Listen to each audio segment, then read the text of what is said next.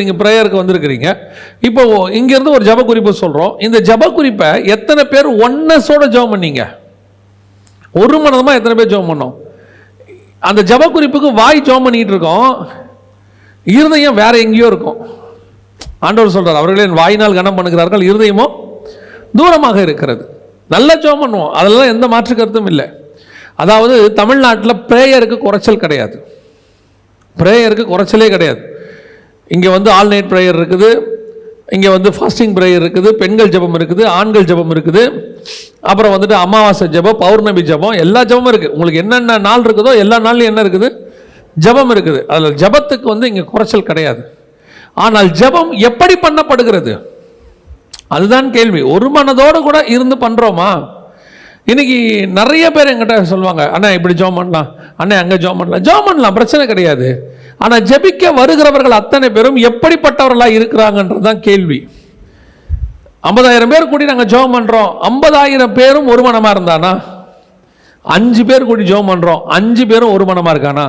50,000 பேரால் செய்ய முடியாததை இந்த 5 பேர் செஞ்சுருவாங்க. கர்த்தரால் அந்த 5 பேரை வச்சு செய்ய முடியும். அங்கே மிக முக்கியமாக தேவையானது என்ன அப்படின்னு கேட்டிங்கன்னா ஒரு மனம். இயேசு கிறிஸ்து சீஷரோடு இருக்கிற காலகட்டம் வரைக்கும் உருவாக்க முடியாத அல்லது அவர்களுக்குள் உருவாகாத ஒரு விஷயம் எதுன்னு கேட்டிங்கன்னா ஒரு மனம்.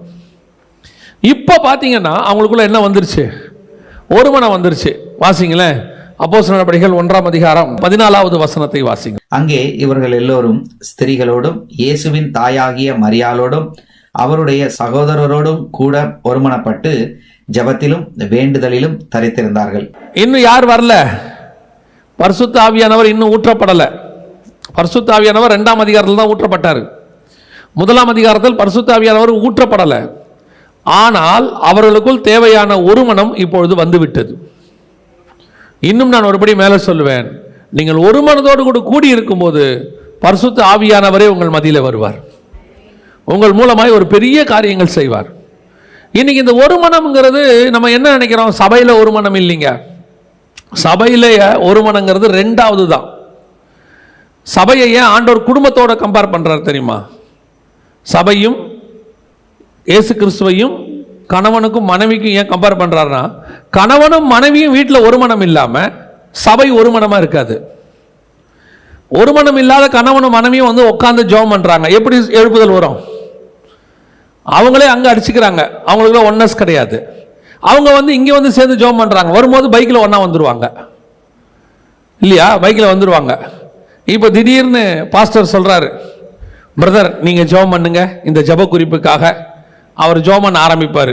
இந்த அம்மா இங்கேருந்து என்ன நினச்சிக்கிட்டு இருக்கோம்? இவன்லாம் ஜெபம் பண்ணி ஜெபம் கேட்டு இப்போ அவரே சமாதானத்துக்கு ஜெபம் பண்ணுறான்னு வச்சுக்கோங்க. எருசலேமின் சமாதானத்துக்காக ஜெபம் பண்ணுங்க அப்படின்னு சொன்னோன்னா அவர் எருசலேமின் சமாதானத்துக்கு ஜெபம் பண்ணுறாரு ஊக்கமாக. ஆண்டவரே எருசலேமுக்கு சமாதானத்தை கொடும். இந்த ஆளே சமாதானம் இல்லாமல் அலையிறான், இவனே சண்டை போடுறான், இவனு ஜெபம் பண்ணி சமாதானம் வருமா? அந்த அம்மா சோத்திரம் சோத்திரம் சோத்திரம். இந்த அம்மா இப்போ எதுக்கு சோத்திரம் பண்ணிக்கிட்டு இருக்கு? இப்போ எப்படி அங்கே எருசலேமின் சமாதானம் வரும்? எங்கே எழுப்புதல் வரும்? சபை என்பது என்ன? வெறும் கட்டடம் அல்ல, நீங்களும் நானும் தான் சபை. அப்போ சபையில் ஏற்படக்கூடிய ஒவ்வொரு ரியாக்ஷனுக்கும் ஆக்ஷன் எங்கே இருக்குன்னா வீட்டில் இருக்கு. அதனால தான் சபையும் வீட்டையும் கர்த்தர் ஒன்றா சொல்கிறாரு. வீட்டுக்குள்ளே உங்களுக்குள்ள ஒரு மனமாக இருக்க முடியல, ஆனால் சபைக்குள்ளே மட்டும் ஒரு மனமாக இருக்கிறீங்க. என்ன கேட்டால் சபை என்பது நாம் எல்லோரும் மாய்மாலம் பண்ணக்கூடிய மிக முக்கியமான இடம். அவங்க எல்லாம் சொல்லுவாங்க, வீட்டில் 1000 இருந்தாலும் வெளியே நம்ம அதை காட்டிக்க கூடாது. நல்ல விஷயம், கரெக்ட். ஆனால் எங்கே காட்டுவான் தெரியுமா? சபையில். அவங்க 2 பேரும் ஆக்கில்லா பிரிஸ்கில்லா மாதிரி இருப்பாங்க. வந்தாங்கன்னா இங்கே உட்காந்துருக்கும் போது ஐயோ அவருக்கு அது பிடிக்கவே பிடிக்காது. 2 பேருக்கும் தெரியும். என்ன கொடுமைன்னா உங்கள் ஊழியக்காரருக்கு தெரியாது, ஆவியானவருக்கு தெரியும். படுபாவி எப்படி நடிக்கிறோம் பார் இல்லையா? அந்த அம்மா சொல்லும், சும்மா சாதாரணமாக கேட்பார் பாஸ்டர், என்னது பிரதர் இன்னைக்கு சாப்பிட்டீங்களா, என்ன சாப்பாடு? பாஸ்டர் அவருக்கு வெண்டைக்காய் பிடிக்காது பாருங்க, அதனால் அதுதான் செஞ்சுட்டு வந்திருக்கோம். அவருக்கு என்ன பிடிக்காதோ அதை செய்யறதுல அந்த அம்மாவுக்கு அப்படி ஒரு அலாதி பிரியம், ஒரு மனம் இருக்காது. ஆனால் இங்கே உட்காந்துக்கிட்டு தேசத்துக்காக, உலகத்துக்காக, சமாதானத்துக்காக, எழுப்புதலுக்காக எப்படி வரும்? நல்லா கவனிச்சு பாருங்க. அவங்களுக்குள்ள ஒரு மனம் வந்த பிறகுதான் பரிசுத்த ஆவியானவர் ஊற்றப்படுறார். ஒரு மனம் வந்த பிறகுதான் ரிவைவல் வருது. இன்னைக்கு ஏன் நிறைய பேருடைய குடும்பம் ஆசீர்வதிக்கப்படலை, ஏன் நிறைய பேருடைய ஊழியம் எக்ஸ்பெக்ட் பண்ற அளவுக்கு போகலை? காரணம் என்ன? அவர்களுக்குள் ஒரு மனம் கிடையாது. சில நேரத்தில் ஆச்சரியமாக இருக்கும், ராங் டாக்டரின் பேசுற ஊழியக்காரன் இருக்கான்ல, தப்பான டாக்டரின் பேசுறவன், அவன் தப்பா பேசுறாங்கிறது உலகத்துக்கே தெரியும், அந்த அம்மாவுக்கும் தெரியும். ஆனா அவங்களுக்குள்ள இருக்கிற அந்த ஒரு மனதை பார்த்துருக்கீங்களா? அனனியா சபீரல் மாதிரி அப்படி ஒரு மனம். ஒருத்தர் சொல்றாரு, என்னை பார்க்க பிதாவாகிய தேவன் வந்தாருங்கிறார். மனைவி கூட வந்து சொல்றாங்க, ஆம் நானும் பார்த்தேன் பிதாவை. என்ன ஒரு மனம் பாருங்க. இதெல்லாம் அனனியா சப்பீரலை தாண்டினது. பிதாவாகிய தேவனை போயே பார்க்க முடியாதுன்னு இருக்குது. பிதாவாகிய தேவன் எங்க வந்தாரு? என்ன பார்க்க வந்தாரு? என்ன பார்க்க வந்ததுக்கு இப்ப யாரு அதுக்கு ஆத்தரைஸ்ட் பண்றது? ஒரு ராங் டாக்டரின் பேசுறவனுக்கு அவன் மனைவி எவ்வளவு ஆத்தரைசேஷன் பாருங்க. சத்தியம் பேசுறவனுக்கு கீழே உட்காந்துக்கிட்டு ஒரு பிசாசு மாதிரி உட்காந்துருக்கும். இன்னைக்கு ஒரு மனம் என்பது எங்கே இருக்கிறது? இப்போ பாருங்க, அப்போஸ்தலர் நடபடிகள், இப்போ ஏதோ பரிசுத்த ஆவியானவர் ஊற்றப்பட்ட அன்னைக்கு மட்டும்தான் அவங்களுக்கு ஒரு மனம் வந்ததுன்னு அர்த்தம் இல்லை. 2ஆம் அதிகாரம் அப்போஸ்தலர் நடபடிகள் 46வது வசனத்தை வாசிங்கள். அவர்கள் ஒருமனப்பட்டவர்களாய் தேவ ஆலயத்திலே அனுதினமும் தரித்திருந்து வீடுகள் தோறும் அப்பம் பெற்று மகிழ்ச்சியோடும் கபடமில்லாத இருதயத்தோடும் போஜனம் பண்ணி. அவ பாருங்க, ஒரு மனம்ங்கிறது ஏதோ ஒரு நாளைக்கு வர்றதில்லை. அவர் ஒருமனப்பட்டவர்களாய் தரித்திருந்து, அதுக்கப்புறம் அவன் அப்படியே தான் இருக்கான், எல்லாத்துலேயும் ஒன்னஸ். அப்போ ரிவைவலுக்கு காரணம் என்ன? ஒரு எழுப்புதல் அன்னைக்கு வந்துச்சு. காரணம் என்ன? ஏதோ ஒரு மனம் என்பது ஒரு நாள் அக்கேஷனுக்கு வரக்கூடியதான ஏதோ ஒன்று இல்லை. சிலர் பார்த்தீங்கன்னா ஒரு நாள் நல்லா இருப்பாங்க, ஒரு நாள் நல்லா இருப்பாங்க, அதுக்கப்புறம் திருப்பி பிரச்சனை வரும். திருப்பி ஒரு 15 நாள் கழிச்சு ஒரு மனப்படுவாங்க, அப்புறம் ஒரு 2 வாரம் பிரச்சனை போவோம், அப்புறம் ஒரு வாரம் நல்லா இருப்பாங்க. அப்போ அவங்களுக்குள்ள என்ன வராது? அவங்களை கொண்டு கர்த்தர் பெரிய காரியங்களை செய்ய முடியாது. ஏதோ வாழ்க்கை ஓடும், அப்படி ஓடும். ஆனால் ஒருமனப்பட்டவர்களாய் தரித்திருந்து, அதான் ரொம்ப இம்பார்ட்டன்ட். ஒருமனப்பட்டவர்களாய் தரித்திருந்து அவங்க அதுக்கப்புறம் ஒரு மனதோடைய வாழ்க்கை ஆட ஆரம்பிச்சிட்டாங்க. இந்த ஒன்னஸ் தான் இன்னைக்கு கடைசி காலத்தில் கர்த்தர் எதிர்பார்க்கிற மிக முக்கியமான ஒரு சம்பவம். அது வீட்டுக்குள்ளேயும் இருக்கணும், வீட்டுக்குள்ள இருந்தால் சபைக்குள்ளேயும் இருக்கும், சபைக்குள்ள இருந்தால் தேசத்துக்குள்ளேயும் இருக்கும், தேசத்துக்குள்ள இருந்தால் அதற்கு பேர் தான் எழுப்புதல். எல்லாருக்குள்ளேயும் ஒரு மனம் வந்துருச்சுன்னு வச்சுங்களேன், ரிவைவல் என்பது தானாய் வரும். அத்தனை பேருக்கும் ஒரு ஒன்னஸ். அது வீட்டில் ஆரம்பிக்கணும், சபையில் வெளிப்படணும். சபையில் வெளிப்படுறது தேசம் முழுக்கும் பரவும். இன்னைக்கு நமக்குள்ள அந்த ஒன்னஸ் இருக்குதா? இதுதான் ஆராய போகிறோம். இந்த ஒன்னஸ் இல்லாமல் இருப்பதுக்கு என்ன காரணம்? 3.5 ஆண்டு காலம் இயேசு கிறிஸ்துவோடு கூட அவர்கள் இருந்திருக்கிறார்கள். அப்போ வராத ஒரு மனம் இயேசு கிறிஸ்து போன பிறகு என்ன செய்யுது? வருது. பல நேரங்களில் சில காரியத்திற்கு கர்த்தர் கொஞ்சம் விலகி நிற்கிற மாதிரி நின்னார்னா தான் நமக்கு அறிவு வரும். கர்த்தர் கூடவே இருக்கிற வரைக்கும் நமக்கு என்ன தெரியாது? அருமை தெரியாது. நீங்கள் நல்லா ஜெபம் பண்ணிக்கிட்டே இருப்பீங்க, அந்த தேவனுடைய பிரசன்னம் உங்களை மூடிட்டே இருக்கும். அந்த பிரசன்னம் இருக்கிற வரைக்கும் அந்த பிரசன்னத்தினுடைய மேன்மை உங்களுக்கு தெரியவே தெரியாது. ஒரு நாள் ஏதோ ஒரு பாவம் இடறுதல், ஜெபம் பண்ண முடியல, உங்களுக்குள்ள ஒரு வெறுமை ஒன்று வரும். அந்த வெறுமை தான் இந்த பிரசன்னத்தினுடைய மகிமையை உங்களுக்கு காட்டும். எவ்வளோ பிரசன்னத்தில் இருந்தோம், ஒரு மகிமை போச்சே, ஒரு வெறுமை தெரியும். நான் சொல்கிறது நல்லா ஸ்பிரிச்சுவலாக இருக்கிறவங்களுக்கு கண்டிப்பாக தெரியும். நீங்கள் நல்லா பைபிள் வாசிக்கிட்டு ஒரு வெளிப்பாடோடு இருங்க, திடீர்னு பைபிள் வாசிக்கும் போது ஒன்றுமே இல்லை, ஒரு வெளிப்பாடே இல்லை அப்படின்னா உங்களுக்குள்ள ஒரு வெறுமை ஒன்று வரும். அதாவது தேவன் கொஞ்சம் அந்த வெறுமையை கொடுக்கும்போது தான் இதனுடைய மேன்மை தெரியும். சார் எப்படி இருந்திருக்கு, நம்ம மிஸ் பண்ணிட்டோமே அப்படின்னு. நம்ம ஊரில் பழமொழி சாதாரணமாக சொல்லுவாங்க, நிழலின் நன்மை எங்கே தான் தெரியும்? வெயிலில் தான் தெரியும். ஒரு மரத்தை வச்சிருக்கும் போது அதோடைய மேன்மை தெரியாது, வெட்டியாச்சு அப்படின்னு சொன்னால் வெயில் வரும்போது அந்த மரத்தோடைய மேன்மை எல்லாருக்கும் நல்லா தெரியும். இதே மாதிரி தான் இந்த ஒரு மனம் என்று சொல்லக்கூடியதான இந்த விஷயத்தை அவங்க எப்போ இயேசு இருக்கும்போது கற்றுக்கொள்ளவில்லை, இயேசு இல்லாத போது அவர்கள் கற்றுக்கொண்டார்கள். அவர் இயேசு எடுத்துக்கொள்ளப்பட்ட பிறகு அவர்களுக்குள் அந்த ஒரு மனம் தானாய் வருகிறது. இயேசு இருக்கும்போது ஏன் அவங்களுக்குள்ள ஒரு மனம் வரல, வராமல் போனதுக்கு என்ன காரணம், அதைத்தான் நாம் இன்னைக்கு பார்க்க போகிறோம். ஒரு சில காரியங்களை மாத்திரம் பார்க்க போகிறோம். முதலாவதாக அவர்களுக்குள் ஒருமனம் வராமல் போனதுக்கு காரணம் என்ன? வாசியுங்கள். மத்தேயு எழுதின சுவிசேஷம் 19ஆம் அதிகாரம் 27வது வசனத்தை வாசி. அப்பொழுது பேதுரு அவரை நோக்கி, எல்லாவற்றையும் விட்டு உம்மை பின்பற்றினோமே, எங்களுக்கு என்ன கிடைக்கும் என்றான். இன்னைக்கு ரிவைவலுக்கு மிக முக்கியமாக தடையாக இருக்கக்கூடிய அல்லது ஒரு மனதுக்கு தடையாக இருக்கக்கூடிய மிக முக்கியமான காரணம் எது அப்படின்னு கேட்டீங்கன்னு சொன்னா, ஆண்டவர்கிட்ட ஒரு தேவையோடு கூட வருகிற கூட்டம்.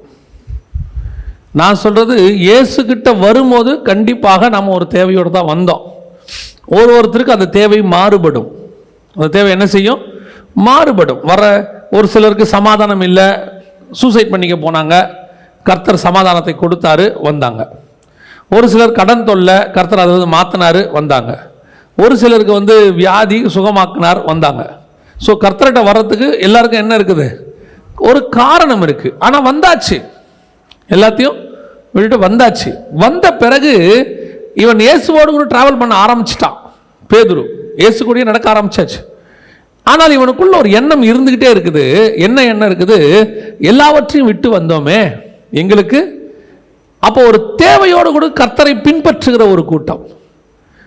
அதாவது ஆண்டவர் உன்னுடைய தேவை என்னவோ அதை கொடுத்து கூப்பிடுறாரு. இப்ப பேதுருக்கு மீன் அங்கே தேவை, கர்த்தர் கொடுத்து கூப்பிட்டாரு. ஆனால் அடுத்த வார்த்தை கர்த்தர் சொன்னார், அவைகளை விட்டு விடு, அதை விட்டுட்டு என் பின்னாடி வா. உன் தேவை என்னவோ அதை நான் தரேன், ஆனால் தேவைக்காக என்னை பின்பற்றாது. எல்லாவற்றையும் விட்டு நான் மட்டும் வேணும்னு என்னை பின்பற்றணும். அவனை கொண்டுதான் கர்த்தர் பெரிய காரியத்தை செய்ய முடியும். ஒரு ஆரம்பத்தில் வந்தது உண்மை, ஆனால் ஒவ்வொரு காலகட்டத்திலும் நம்ம தேவைகள் மாறிக்கிட்டே இருக்குது. ஃபர்ஸ்ட் 10 வருஷம் ஒரு பொருளாதார தேவை, அடுத்த 10 வருஷம் வாழ்க்கை செட்டில் ஆகணும், என் பொண்ணுக்கு ஒரு மாப்பிள்ளை பார்க்கணும், என் பையனுக்கு ஒரு வேலை கிடைக்கணும், வெளிநாட்டுக்கு போகணும், அதை போகணும், இதை போகணும். அடுத்த 10 வருஷம், பாஸ்டர் ஆண்டவர் எங்களை ஒரு குறை இல்லை, எங்கள் குடும்பத்திலே நாங்கள் மட்டும்தான் வாடகை வீட்டில் இருக்கிறோம், எப்படியாவது நாங்கள் ஒரு சொந்த வீடு கட்டிடணும். எங்கள் அக்கா தங்கச்சிங்கெல்லாம் என்னை ஏளனமாக பார்க்குறாங்க எல்லாரும். இப்படி ஒரு 10 வருஷத்துக்கு ஒரு தடவை ஒரு விண்ணப்பம் என்ன இருக்கு, இருந்துகிட்டே இருக்கு. அடுத்து எப்படியாவது ஒரு பேரப்பிள்ளையை பார்த்துடணும் பாஸ்டர், என் பிள்ளைக்கு இப்போ கல்யாணம் ஆயிடுச்சு, குழந்தை பிறக்கலை, அந்த பேரப்பிள்ளையை மடியில் வச்சு பார்க்க வேண்டாமா, கர்த்தர் எனக்கு அதை.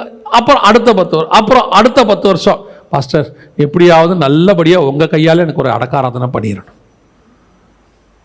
அப்படின்னா என்ன அர்த்தம்னா, அந்த அம்மா சாகிற வரைக்கும் இவர் வருகையில் கூட போகக்கூடாது, இருந்து அந்த அம்மாவை அனுப்பிட்டு தான் என்ன செய்யணும், போகணும். ஏதாவது ஒரு தேவை இருந்துகிட்டே என்ன செய்யுது இருக்கு. 10 வருஷத்துக்கு ஒரு தடவை அது ஊழியக்காரனுக்கு மாறும், விசுவாசிக்கு மாறும். ஒவ்வொரு ஊழியக்காரனுக்கும் 10 வருஷத்துக்கு ஒரு தேவை மாறுது. ஒவ்வொரு விசுவாசிக்கும் 10 வருஷத்துக்கு ஒரு தேவை மாறுது. அப்போ கர்த்தரை நான் பின்பற்றுகிற போது ஏதோ ஒரு பெட்டிஷனை கையில் வச்சுக்கிட்டே தான் போறேன். நல்லா கவனிச்சு பார்த்தீங்களா? ஏதாவது ஒரு ஆளு கோட்டை வாசலில் நிற்கிறான்னா அவன் கையில் என்ன இருக்கும்? மேக்சிமம் பெட்டிஷன் தான் இருக்கும். ஒரு சிலர் மட்டும்தான் எப்படியாவது ஒரு முகத்தை பார்க்கணும் நிற்கிறவன் இருப்பான். முதலமைச்சரையோ அல்லது சினிமா நடிகனையோ பார்க்க நிற்கிறவங்கள ஒரு குரூப் முகத்தை மட்டும் பார்த்தான்னு நிற்கிற ஒரு குரூப் இருக்கு. ஒரு குரூப் தேவையோடு கூட நிற்கும். ஆண்டவர்கிட்ட பேதுரு இத்தனை வருஷம் ஃபாலோ பண்ணிட்டாரு. ஃபாலோ பண்ணிட்டு வரும்போது இத்தனைக்கும் இயேசு எருசலேமுக்கு சமீபமாக போயிட்டாரு. அடுத்து அவர் உள்ள எருசலேமுக்குள்ள பாட அனுபவிக்க போகணும். அப்போ கேட்குறான் இயேசுவை பார்த்து, எல்லாவற்றையும் விட்டு பின்பற்றினோமே, எங்களுக்கு என்ன கிடைக்கும்? இந்த என்ன கிடைக்கும்னு கேட்குறவனை வச்சு எதுவுமே செய்ய முடியாது. ஆண்டவர்கிட்ட தேவையோடு கூட நிறைய பேர்கிட்ட இன்னைக்கு என்ன ஒரு நோக்கம் இருக்குன்னா, ஆண்டவரை நான் ஒரு வேலை பார்த்துக்கிட்டு இருந்தேன், ஊழியத்துக்கு வரவங்க வேலை பார்த்துக்கிட்டு இருந்தேன், அந்த வேலையை விட்டுட்டு ஆண்டவர் என்ன ஊழியத்துக்கு வர சொன்னார். கரெக்ட். இவங்களும் தியாகத்தோட என்ன செஞ்சுறாங்க? ஊழியத்துக்கு வந்துடுறாங்க. வந்துட்டு இப்போ என்ன பண்ணுறாங்க? அங்கே எதை நான் வேலை பார்த்துருந்தா என்ன கிடைச்சிருக்குமோ அது எனக்கு எங்கே வேணும்? இங்கே வேணும். அப்படின்னா இவங்க என்ன பண்ணியிருக்கிறாங்கன்னா, ஆல்டர்னேட் வேலை மாற்றி இருக்கிறாங்க, ஆல்டர்னேட் ஊழியம் மாற்றி இருக்கிறாங்க. வேலைக்கு பதிலாக ஊழியத்துக்கு வந்திருக்காங்க, அவ்வளோதான். இவங்களுடைய மைண்டு ஊழியத்துக்கு வரல. ஊழியம் என்பது வேறு. நீங்கள் வேலை பார்ப்பது சர்வை பண்றதுக்காக, வாழ்றதுக்காக. நீங்கள் ஊழியம் பண்ணுவது சாவதற்காக, நித்திய ஜீவனை சுதந்திரிப்பதற்காக. நித்திய ஜீவனை சுதந்திரிக்கிறேன்னா இந்த ஜீவன் சாகணும். என்னை நான் சிலுவையில் அறைந்திருக்கிறேன், இது செத்தாதான் நித்திய ஜீவன். அப்ப ஊழியம் என்பது சாவது, வேலை என்பது உலக வேலை என்பது வாழ்வது. நீ வாழ்றதுக்காக. அந்த உலக வேலை பார்க்குறவன்லாம் பாருங்க, மாசம் மாசம் சம்பாதிப்பாங்க. பிள்ளைகளுக்கு நாங்கள் என்ன செய்கிறோம்? வீடுக்கு வீடு கட்டுவோம், வாசல் வாங்கி வைப்போம், இடம் வாங்கி போடுவோம், அப்புறம் ஒரு காலகட்டத்தில் பெம்பளை பிள்ளையா இருந்தால் கல்யாணம் பண்ணி வைக்கணும், பையனா இருந்தால் கல்யாணம் பண்ணி வைக்கணும், அப்புறம் ஒரு காலகட்டத்தில் பேர பிள்ளையை பார்க்கணும். அவன் தாட் அவ்வளோதான். அதை தாண்டி அவன்கிட்ட ஒண்ணுமே இருக்காது. இப்போ நீ தேவன்கிட்ட வந்தாச்சு, இங்க வந்து உன் தாட் என்னவா தான் இருக்குது. அப்ப என்ன நீங்க மாறி இங்க வந்தீங்க? அப்ப ஆண்டவர்கிட்ட வந்ததுடைய பிரயோஜனம் என்ன? ஏதோ ஒரு தேவை, என்ன கிடைக்கும், என்ன கிடைக்கும், என்ன கிடைக்கும். அதுவும் பெரிய கொடுமையான ஒரு விஷயம் என்னன்னா, பேதுரு இந்த கேள்வியை எப்ப கேட்பார் தெரியுமா? ஒரு பெரிய பணக்கார வாலிபன் வந்தான். வந்துட்டு அவன் ஆஸ்தி மிகுதியா இருந்தபடியினாலே என்ன பண்றான், அவன் துக்கத்தோடு கூட திரும்பி போயிட்டான். இவர் துருத்துருன்னு அடுத்த கேள்வி கேட்கிறாரு, ஆண்டவரே அவன் நீர் எல்லாவற்றையும் விட்டு வர சொன்னீர், அவன் வரமாட்டான்ட்டான். ஆனா அவன் யாரு? மிகுந்த ஆஸ்தி உள்ளவன், நியாயமா சம்பாரிச்சவன், அவன் விட மாட்டேன்ட்டான். இவர் உடனே குவாலிஃபிகேஷனை உயர்த்துறாரு, இவருடைய கிரைட்டீரியாவை கொண்டு வந்து காட்டுறாரு. நான் யார் தெரியுமா ஆண்டவரே? எல்லாவற்றையும் விட்டு வந்தேன். ஏற்கனவே சொல்லியிருப்பேன், நம்மளா இருந்தால் அந்த கேள்வி அதுக்கு பதிலே வேற தான். பேதுரு இப்படி சொன்ன உடனே நம்ம ரிப்ளை என்னவா இருக்கும் தெரியுமா? சரி பேதுரு, என்ன விட்ட சொல்லுப்பா, ஒரு லிஸ்ட் போடுவோம். நீ விட்டது என்ன? ஆண்டவரே நான் வந்து போட்டை விட்டேன். என்ன போட்டு? என்ன போட்டு? முழுவதும் பிரயாசப்பட்டாலும் ஒரு மீனும் கிடைக்காத ஒரு போட்டு. ஆண்டவரே வலைய விட்டேன். என்ன வலைய விட்ட? மருந்துக்கு கூட ஒரு மீன் கிடைக்காது. இல்ல 2 போட்டு நிறைய மீன் கிடைச்சது. அது உனக்கு மீன் பிடிக்க தெரியாம நீ பண்ணது, நான் சொன்னதுனால உனக்கு கிடைச்சது. அதுவும் நீ பிடிச்சது இல்லை, நான் சொன்னதுனால அது கிடைச்சது. நீ என்ன பிடிச்ச? ஒன்றும் பிடிக்கல. இப்போ என்ன விட்ட? நம்மளா தான் என்ன செய்வோம்? இப்படி ஒரு கேள்வி கேட்போம். கர்த்தர் அவர் ஆண்டவர், நம்ம மனுஷன், அதான் டிஃபரன்ஸ். அவர் பெருந்தன்மையாக சொல்றார், பரவாயில்லப்பா மறுஜன்ம காலத்தில் நீ நியாயம் இருக்கிறவனாக இருப்பாய், அதெல்லாம் சொல்றார். இப்போ நமக்கு உள்ள இந்த ஒரு எண்ணம் இருந்துகிட்டே இருக்கு. ஆண்டவருக்காக விட்டுட்டு வந்தோம். என்ன விட்டோம் சொல்லுங்களேன்? ஆண்டவருக்காக நம்ம என்னதான் விட்டோம்? பல நேரங்களில் சில பரிசுத்தவான்கள், பவுல் எடுத்துக்கோங்களேன், அவர் சொல்றாரு எல்லாவற்றையும் நஷ்டமும் குப்பையும் என்று விட்டேன். அப்படின்னா அதுல ஒரு நியாயம் இருக்கு. லாபமான அனைத்தையும் பேதுரு விட்டது நஷ்டமானது, பவுல் விட்டது லாபமானது. லாபமான என்ன? என் வாழ்க்கைக்கு அது லாபம், ஆனா ஸ்பிரிச்சுவாலிட்டிக்கு அது நஷ்டம். பேதுரு எல்லாவற்றையும் விட்டேன்னு சொன்னது எது தெரியுமா? ஸ்பிரிச்சுவாலிட்டிக்கு லாபம் இல்லை, வாழ்க்கைக்கு லாபம். இன்னைக்கு நாம என்ன செய்யறோம்? ஏதாவது ஒன்று வாழ்க்கையில் ஏதாவது ஒன்று விட்டுருக்குறோம். கண்டிப்பாக யாரும் இங்கே உங்களுடைய தியாகத்தை கர்த்தர் கனவீனப்படுத்தலை. ஆனால் அதையே கட்சி வரைக்கும் யாராவது ஒருத்தர் உங்களை அடிச்சிருப்பாங்க 20 வருஷத்துக்கு முன்னாடி. எப்போ நீங்கள் ஊழியத்துக்கு வர்றதுனாலையோ ஆண்டவர் ஏற்றுக்கொண்டதுனாலையோ என்ன செஞ்சிருப்பாங்க? அடிச்சிருப்பாங்க.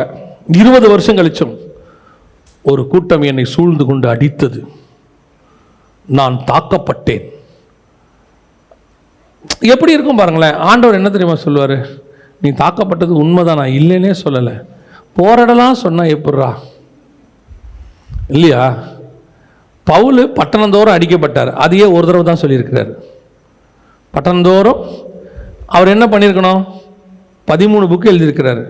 13 புக்லேயும் அவர் என்ன எழுதியிருக்கணும்? பட்டணந்தோறும் அடிக்கப்பட்டேன். கலாத்திரே உங்களுக்கு தெரியுமா? நான் பட்டணந்தோறும் அடிக்கப்பட்டேன். கொரிந்தியரே உங்களுக்கு தெரியுமா? நான் பட்டணந்தோறும் அடிக்கப்பட்டேன். கொரிந்தியரே நான் 2வது முறை உங்களுக்கு எழுதுகிறேன், பட்டணம் முழுவதும் அடிக்கப்பட்டேன். எபேசியர் உங்களுக்கு தெரியுமா? நான் பட்டணம். இப்படி இதுதான் எல்லா இடத்துக்கும் போறதுக்கு சொல்றது. ஒரே ஒரு இடத்துல சொல்றாரு, நான் பட்டணந்தோறும் அடிக்கப்பட்டேன், அதோட முடிச்சுட்டாரு. அவ்வளோதான். ஒன்று நல்லா தெரிஞ்சுக்கொள்ளுங்க, நாம விட்டதை நாம சொல்லக்கூடாது, பரலோகம் சொல்லணும். அதுதான் ஆசீர்வாதம். யோபு விட்டதை யார் சொல்லக்கூடாது? யோபுவே சொல்லக்கூடாது, தேவன் சொல்லணும். உண்மையும் உத்தமும் சன்மார்க்கம் உள்ளவன் அவன் தான் சொல்லணும். இன்னைக்கு ஒரு கூட்டம் என்ன கிடைக்கும் ஆண்டவரே, என்ன கிடைக்கும் ஆண்டவரே, இது இப்படி இப்போ இது எப்படி மாறி எப்படி ஆயிடுச்சு தெரியுமா? இவன் என்ன கிடைக்கும் கேட்டது போக நீயும் கேளு, கர்த்தர் உனக்கும் தருவார். இப்போ ஒரு குரூப்பே என்ன ஆயிடுச்சு?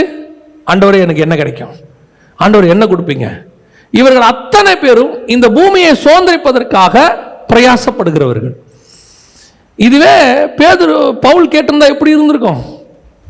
ஆண்டவரே நான் லாபமான அனைத்தையும் நஷ்டம் என்று விட்டேன், எல்லாம் முடிச்சிட்டேன். இப்போ நியாயமா ஆண்டவர் கேட்கணும், பவுல் உனக்கு என்ன வேணும்? நீ எனக்காக இவ்வளோ பெரிய காரியம் செஞ்சிட்ட, உனக்கு என்ன வேணும்? பவுல் என்ன தெரியுமா சொல்லியிருப்பாரு? அவர் அதுதான் சொல்றாரு பைபிளில். என்ன தெரியுமா சொல்றாரு? நான் தேகத்தை விட்டு பிரிந்து தேவனோடு இருக்கிறதை விரும்புகிறேன், என்னை விட்டுருங்கடா, நான் அங்கே போயிடுறேங்கிறாரு. இதுதான் நீ தேவனிடத்துல கேட்க வேண்டியது, எனக்கு என்ன கிடைக்கும்னு சொல்லி. உன்னுடைய தேவை அனைத்தும் பரலோகத்துக்குரியதாக இருக்கணும். பூமிக்குரிய தேவனுக்கு என்ன விட்டு திருப்பி பூமிக்குரிய தேடினீங்கன்னா என்ன பிரயோஜனம்? அதுல என்ன பிரயோஜனம் இருக்கு சொல்லுங்க? இங்க விட்டுட்டு அங்க தேடுறோம். அதுவும் எப்படி தேடுறோம்? வட்டியும் முதலமா தேடுறோம். கர்த்தருக்காக நான் அன்னைக்கு வீட்டை விட்டு பைபிளோட வெளியே வந்தேன். பின்ன சொத்து எழுதி கொடுத்தா அனுப்புவான்? யோசித்து பாருங்க. நீ அன்னைக்கு உன் சொத்தெல்லாம் கொடுக்க வேண்டியது கொடுக்காம உங்களை ஏமாற்றி என்ன செஞ்சிட்டாங்க? அனுப்பி விட்டுட்டாங்க. இயேசுவை ஏற்றுக்கொண்டதுனால நீங்கள் தனிமைப்படுத்தப்பட்டீர்கள், உண்மை. அதற்காக உங்களுக்கு திருப்பி சொத்து கொடுக்கணும்னு என்ன இருக்கு? சொத்து ஏமாத்திட்டாங்க, அதனால சொத்து கொடுக்கணும்னு என்ன இருக்கு? என்ன கண்டிஷன்? நீ வந்தது நான் இழந்த சொத்தை வாங்குவதற்கு அல்ல, அது உலகத்தினுடைய நஷ்டம், அது எனக்கு தேவையில்லை. இதை காட்டிலும் மேலான ஆசீர்வாதம் ஒன்று எனக்கு வைத்திருக்கிறார், அதை சுதந்திரிக்கும்படி இதை நான் விடுகிறேன். இதுதான் உண்மையிலேயே தேவனை தேடுறதுக்கான காரணமா இருக்கணும். நம்ம வரும்போது எல்லாரும் கர்த்தர் கொடுக்கிறார், அதுல எந்த மாற்று கருத்தும் இல்லை. நீங்க போய் கேட்ட உடனே கர்த்தர் என்ன செய்யறாரு? தர்றாரு. நம்ம கேட்கிறோம், ஆண்டவரே என்னை ஏமாத்திட்டாங்க, எனக்கு எப்படியாவது ஒரு வீடு கொடுங்கப்பா, கொடுத்துருவாரு. ஏன்னு சொல்ல நல்லா தெரிஞ்சுக்கொள்ளுங்க, என் நாமத்தினாலே நீங்கள் எவை கேட்பீர்களோ அவைகள் உங்களுக்கு. இளையகுமாரன் போய் தன் தகப்பங்கிட்ட கேட்குறான் இல்லையா, என் சொத்தை பிரிச்சு கொடுங்க, நான் போறேன். தகப்பன் கொடுத்தாரா இல்லையா? கொடுத்தாரு. தகப்பன் அந்த இடத்துல சொன்னாரா? கொடுக்க மாட்டேன்னு சொன்னாரா? இல்லப்பா நீ அழிச்சிருவேன்னு சொன்னாரா? ஒன்றும் சொல்லலை. கேட்டவொன்னே என்ன பண்ணிட்டாரு? கொடுத்துட்டாரு, அவ்வளோதான். ஏன்னா அந்த தகப்பனுக்கு நல்லா தெரியும், இவன் எங்கிட்ட கேட்குற எதுவுமே மேன்மையானது கிடையாது, இவையெல்லாம் அழியக்கூடியது. இவனுக்கு இன்னும் எது தெரியல, அப்பா இந்த சொத்து இல்லப்பா, சொத்தை விட மேலான நீங்க தான் எனக்கு வேணும்னு அவனுக்கு தெரியல. இப்ப இந்த சொத்தை அவன் மேன்மையா நினைக்கிற வரைக்கும் அவன் என்ன பண்ண மாட்டான்? என்ன பெருசா நினைக்க மாட்டான். அப்ப இந்த சொத்து அழிஞ்சிருச்சுன்னா கண்டிப்பா அவனுக்கு என்ன தெரியும்? எங்க அப்பாவுடைய அன்பு தான் எனக்கு மேன்மையானதுன்னு. அவன் கேட்ட உடனே பிரிச்சு கொடுத்துட்டாரு, போடா எடுத்துட்டு போ. இப்போ மற்றவனுக்கு என்ன தோணும்? என்னங்க நம்மளா தான் அட்வைஸ் பண்ணுவோம், என்னங்க அவன் அழிப்பான்னு தெரியும், அவங்க கையில் கொடுக்குறீங்களே. இவர் சொல்லுவார், எனக்கும் தான் தெரியும், எனக்கு தெரியாதா அவன் அழிப்பான்னு? அவன் கேட்கறதே அழிக்கிறதுக்கு தான் ஏன் கேட்குறான், அதுக்கு தான் ஏன் கொடுத்தேன் போ. ஒரு நாள் கரெக்டாக தகப்பன் நினைத்தது நடந்தது. சொத்தெல்லாம் அழிந்தது. அழியும் போது தகப்பன் ஞாபகம் வந்தது. இந்த சொத்து அல்ல என் தகப்பன். இன்னைக்கு நிறைய பேர் உங்களுக்கு சொல்லி கொடுக்குறான் இல்லையா, கிளைம் பண்ணு, கேளு, உனக்கு ஆண்டவர் வந்து பென்ஸ் கார் கொடுப்பாரு, BMW கொடுப்பாரு, உனக்கு லேண்டு கொடுப்பாரு, வீடு கொடுப்பாரு. கரெக்ட், நாங்க இல்லவே சொல்லல, கர்த்தர் கொடுப்பார். நீ ஃப்ளைட்டு கேளியா, கொடுப்பாரு. நாங்களும் இல்லைன்னு சொல்லவே இல்லை. நீ கேட்கறதெல்லாம் இளையகுமாரன் தகப்பன்ட்ட கேட்டதை கேட்டுக்கிட்டு இருக்கிற. உனக்கு இன்னும் தகப்பன் யாருன்னு தெரியல. உன் தகப்பனுடைய வீடு என்னன்னு தெரியல உனக்கு. உன் தகப்பன் வீட்டை விட்டுட்டு எவ்வளவு சொத்தை வாங்கிட்டு நீ வெளியே போனாலும் அது அழிந்து விடும். உன் தகப்பன் வீட்டுக்குள்ள இருக்கும் போதுதான் உனக்கு மேன்மை. நீ கேட்கறது எல்லாமே உலகத்துல அழிவுக்கானது. உன் தகப்பனை உனக்கு கொடுக்குறாரு. நீ என்ன சொல்ற? பாத்தீங்களா, நாங்க கிளைம் பண்ணோம், நாங்க கேட்டோம், கிருபையின் உபதேசம் கேட்டோம், எங்களை என்ன செஞ்சோம்? பெற்றுக்கொண்டோம். நீங்க தான் ஒண்ணு வேணாம், ஒண்ணு வேணாம், ஒண்ணு வேணாம்னு சொல்றீங்க. பைபிள்ல வேணும், உலகத்துல உள்ளது வேணும்னு சொன்ன ஆள் யாரு? ஆனா நீங்க தான் வேணும்னு சொன்னவன் தான் பைபிள்ல ஹீரோவாக இருக்கிறான். அவ்வளோ பெரிய பரிவாரத்தை வச்சுக்கிட்டு இருக்கிற ஆபிரகாம் சொல்றாரு, அதையெல்லாம் அதிலும் மேன்மையான பரமதேசத்தையே நாடினான். அவ்வளோ பெரிய இரு பரிவாரங்களை வச்சிருந்த யாக்கோபு சொல்றாரு, ஆண்டவரே எவ்வளவு பெரிய ஆசீர்வாதம் ஆண்டவரே, எல்லாம் சூப்பர், இரு பெரும் பரிவாரங்கள். ஓகே, என்ன வேணும் யாக்கோபு? ஆசீர்வதிங்க. அப்ப இதெல்லாம் என்ன? எனக்கு தெரியும் இதெல்லாம் ஆசீர்வாதம் இல்லைன்னு. ஒட்டகம், கழுத, ஆடு, மாடு எல்லாம் இருக்கு, இதை விட வேற என்ன வேணும் உனக்கு? இவனுக்கு ஏசாவுக்கு கொடுத்தது போக அவ்வளவு கிடக்கு. இன்னும் 12 பசங்களுக்கு பிரிச்சு கொடுக்குற அளவுக்கு இருக்கு. கோலும் கையுமா போன இரு பெரும் பரிவாரங்கள் எல்லாம் இருக்கு. சரி யாக்கோபு, இன்னைக்கு நைட்டு உனக்கு என்ன வேணும் சொல்லு. என் சொத்தை பாதுகாக்கிறதுக்கு இல்ல. அவன் சொல்றான், என்னை ஆசீர்வதிங்க. என்ன ஆசீர்வாதம்? நீங்க என்ன ஆசீர்வதிச்சால் ஒழிய உண்மை நான் விட மாட்டேன். ஏற்கனவே இதெல்லாம் ஆசீர்வாதம் இல்லையா? உன் வாயிலிருந்து ஒன்று வரும் பாரிப்ப. நீ இஸ்ரவேல் எனப்படுவா. இதுதான் ஆசீர்வாதம். ஏன்? நான் வச்சிருந்த சொத்து போயிடும், ஆனா இந்த பேர் எனக்கு போகவே போகாது. நானும் என் சந்ததியும் ஆசீர்வாதமாக இருப்போம். இதுதான் கர்த்தர்ட்ட நீ கேட்க வேண்டியது. எதை கேட்டுக்கிட்டு இருக்கிறோம்? வாழ்க்கையின் அடிப்படை கூட பரலோகத்துக்கு நல்லா தெரியும். உங்களுக்கு என்ன தேவை என்பதை உங்கள் பரமபிதா நன்கு அறிந்திருக்கிறார். சாப்பாட்டிலிருந்து தண்ணியிலிருந்து நீ என்ன சாப்பிடணும், எப்படி சாப்பிடணும் கூட பரலோகம் பார்த்து வச்சிருக்கோம். நீங்கள் பரலோகத்தில் ஃபாலோ பண்ணீங்கன்னா நீங்கள் சாப்பிட வேண்டிய பொருளை உங்கள் கான்சியஸ் இல்லாமே உங்களுக்கு தேவையானதை பரலோகம் கொண்டு வந்து கொடுக்கும். பரலோகத்தால் கூடாத காரியம் ஒன்றும் இல்லை. ஆனால் உன்னுடைய தேவை கர்த்தராக இருக்கணும். என்ன கிடைக்கும்னு கேட்குறவனா வச்சுக்கிட்டு கர்த்தரால் என்ன செய்ய முடியாது? ஒன்றும் செய்ய முடியாது.